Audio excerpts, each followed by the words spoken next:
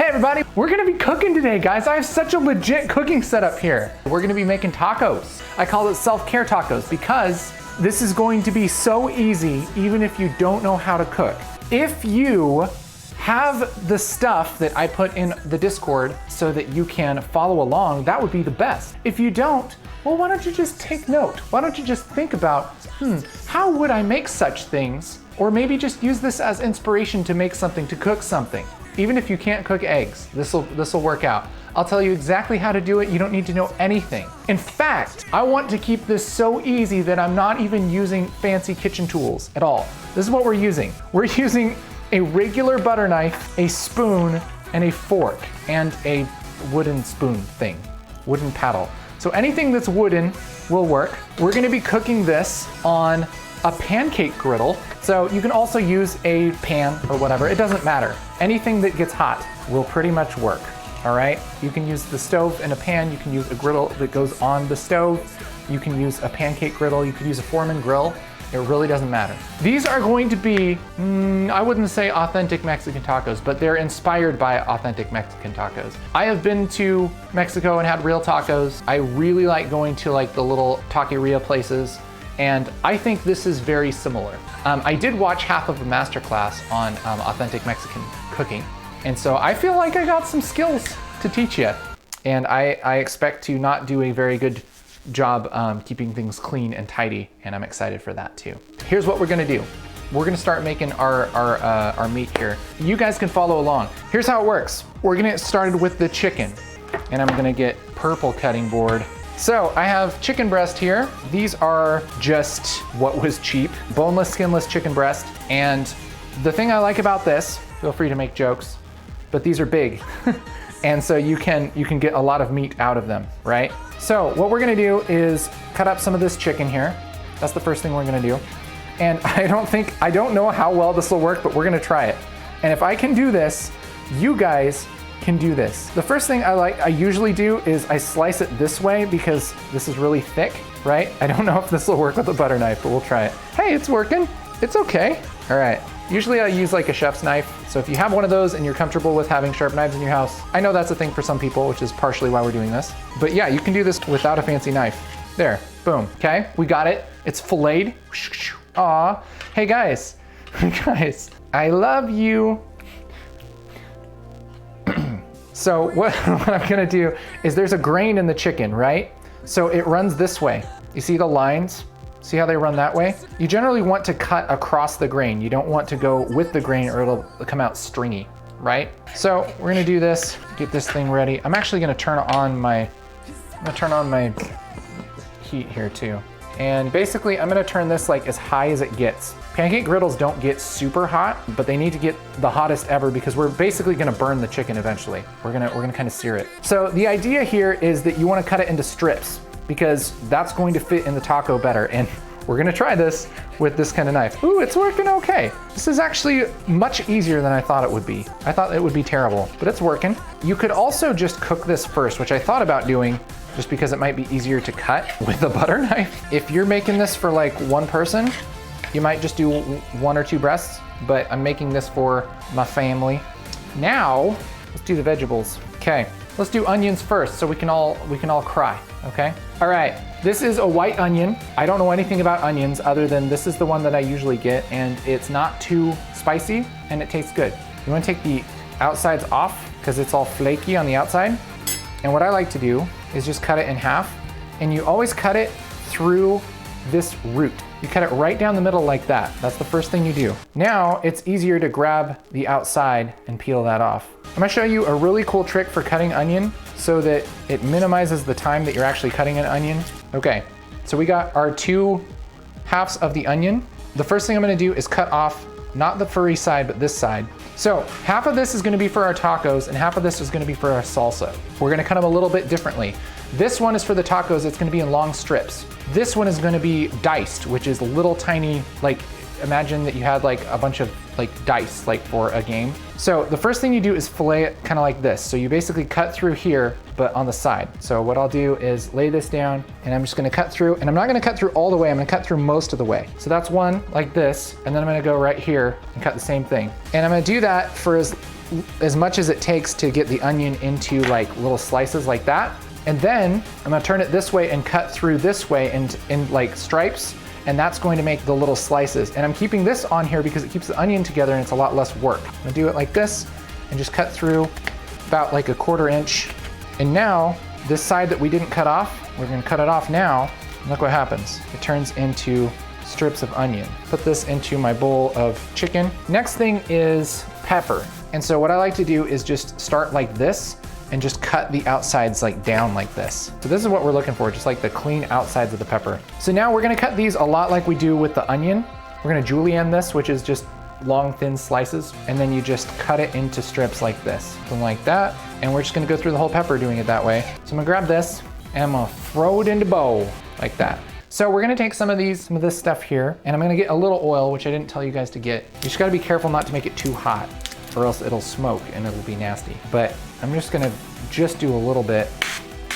I'm gonna take my fork and I'm gonna start cooking some of this. So I'm gonna just put some of this on. This is like way too much for this amount of space we have, but it'll work out. Maybe put half of it on or so, something like that. Save the rest for another time. And I'm gonna put this on the grill, and before it cooks too much, I'm gonna spice it, which I could have spiced it in the bowl too, something like that. But I wanna make sure everything's touching the hot surface, okay? Now I'm gonna get garlic powder, which is probably not Mexican, but it tastes good, so I don't care. And sprinkle everything with that. Sprinkle some with paprika. This don't do nothing for no flavor. It's just for color. Don't do nothing for flavor, okay? Anti-fee, anybody? Something like that. Then we do a pretty decent pepper. Ooh, that was a little bit more than I wanted, but that's okay. There she is, we're cooking. So this is smelling amazing. I'm getting the chicken somewhat cooked, but here's the key, guys. Once this is like actually starting to cook pretty well, add the lemon juice.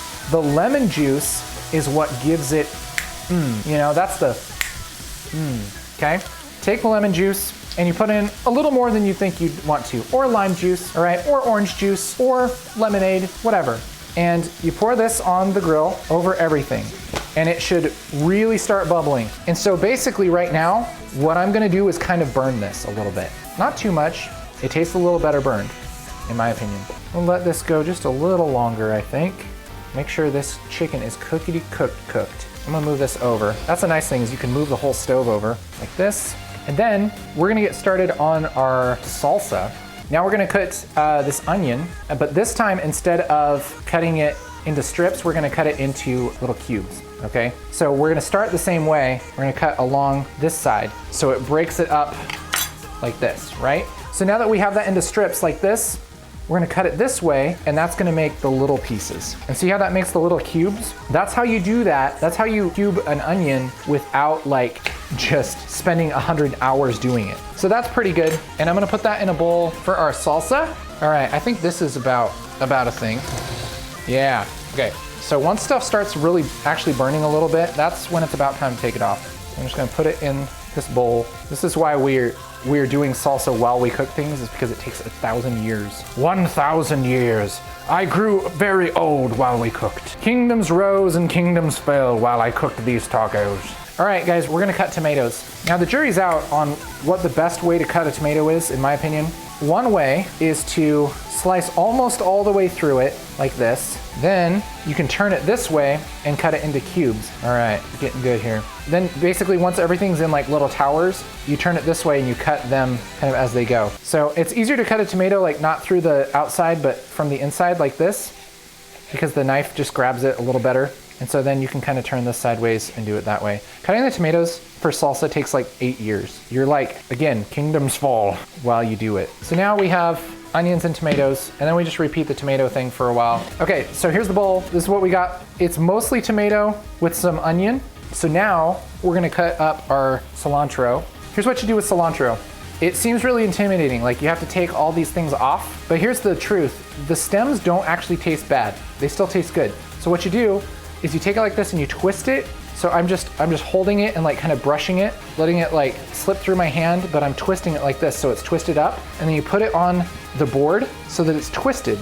And what that does is it pushes the leaves like out so that you can get to them more than it does the stem, which is kind of in the core of things. And so then I take it like this and I pull across it like this. And I keep twisting it along the board like this. and you just kind of do it at an angle. And the more you twist it and pull like this, the more like the parts that are actually good are gonna come off, like that. Cut that part. But so now we have most of the stem. There's a little bit of leaves, but mostly, there's a few stems, but we mostly have leaves now. Isn't that a great way to do it? My wife taught me that. So then what I do is I push it all together into a big pile. And normally I would have a chopping knife and go chop, chop, chop, chop, chop, chop like this, but we don't. We're using this knife. So I'm gonna squish it down and do it like this. Just squish and pull, squish and pull. So I'm just going back and forth, squish it up all together and just going through it like that. And so you have this, and we're just gonna grab cilantro, sprinkle it in. Red, white, and green, guys. Look at that, that's pretty cool. And then, since my hands are already messed up, mess with it like that, mix it up. Oh, it smells so good. But the goal is to make your tomato pieces and your onion pieces about the same size and have them everything all about the same size, which I didn't do a great job at, but that's the goal, all right? Now that that's a thing, add a little bit of spices to it, and generally I'd add a little bit more lemon juice, but you know the story there, so we're going to use another orange because that's just what I have around. Normally I would probably use a lemon if I have that around. But I don't got that, okay? Oh boy, spray that everywhere. There. We'll do like half of that. That'll be good. Then let's do a little bit of pepper like that and a little bit of salt. You want just a little bit of salt in this salsa. A little bit of salt. Just a little bit, because you can over salt it pretty hard. Mix it up with this knife. Now we taste it. We taste it and see if it's any good. It's great. This part, done. We got chicken. We got pico. Okay, so we still got some tasty bits here, but it'll be all right. Let's grab tortillas. These are just regular flour tortillas. I got whatever was cheap. I like to get the local ones because I'm a good person. And here's what I do. This might not be totally authentic or whatever. I also didn't tell you about it, but if you have butter, that is the bomb. You could also use oil. You could use like your oil spray or whatever. This is the way I do it. Okay, you're gonna laugh, probably. Okay, you get your pan nice and hot, get your tortillas ready, all right? And what I do is I just draw on this like a crayon, like this, all the way across, and then I put the tortilla down like that. And then you spin it a little bit. It turns out super good, so you can't really argue. Kate's aunt, who is from South Africa, I saw her doing this once, and I was like, what are you doing? That's crazy. And I tasted it, I'm like, this is the freaking best ever. But yeah, throwing it on with no butter works too. It still tastes good. Oh, look at that. These first ones are gonna be a little dirty looking. Be a little dirty birdie. Look at That's what happens when you don't clean your griddle a whole lot. Yep, but you know what? It's okay. Because the burnt taste is actually, I know it sounds like a cop-out, but it's seriously, it's so good. So it's like you're not even gonna care once that's the thing. So wait for that to puff up just a little bit. All right, so now that these are like, you just want them brown, really. And it takes a little bit. It's funny, like the first side takes a long time, and then the second side like sometimes takes like 2 seconds. And it's usually like the second tortilla you put on, which is kind of weird. But this will work. This is good. Here's how you build the taco, all right?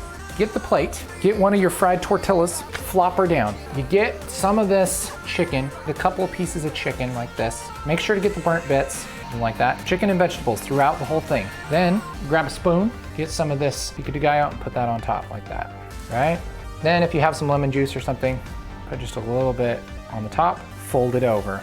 That's a delicious and tasty taco. Look at that. That's what I'm teasing a bean bank. That's what I'm flapping a dung stork. That's what I'm tripping a hum bean. All right, guys, this is the moment of truth. Sour cream. If you have sour cream, that sets it off. I should add some sour cream. Sour cream's the bomb. Let's do it. I do have some sour cream, actually. You're right, because that's like the cream in the coffee, right? Cream is like cream. That's science. That's science, guys. Okay, boom. Yeah, see, I'm trying to do this without burning myself. So our ingredients are chicken and the vegetables and salsa, cheese, sour cream. Boom, here we go. Good, huh? That doesn't suck. There's all kinds of things you wouldn't normally eat in it. Put them together, so good, so good. That's what I'm talking about. Man, it's so good. Really, really, really, really good. Like the burnt flavor of the chicken. I know that sounds like an idiot thing to say, like, oh yeah, I really like how it's freaking burnt. But no, like, it tastes so good. Cause like that contrasts with the like fresh vegetables. Oh, so good, so good.